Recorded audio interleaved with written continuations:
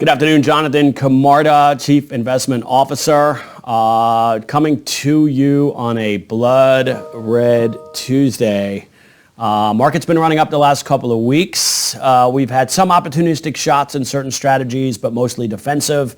And on up days, I'm sure many of you have felt perhaps like the kid in A Christmas Story in a pink bunny suit before he got that red rifle. Well, today's a day when you're unwrapping that metaphoric red rifle, right? So on a day like today, the CPI data came in hotter than most expected. Most were expecting a little lighter, so the market floated up into the call here, and thinking that that would persuade the Fed, of course, once the data came in lighter, that they would have to again go lighter on the rate increases. We called it last week, double shot of 75 basis points, still sticking to that here in late September next week, and then also in November. Looking a lot more of a high probability now, isn't it, folks?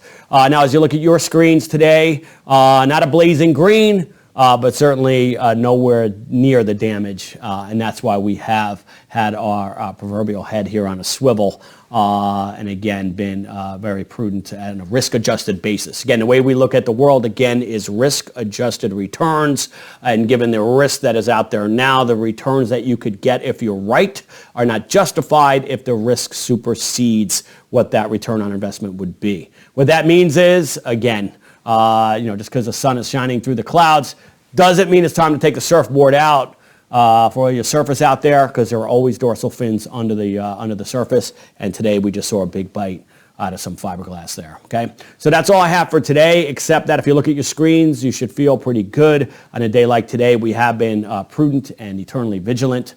Again, until next time, Jonathan Camarda. We appreciate your time, your patience, most importantly, your trust, and stay frosty out there.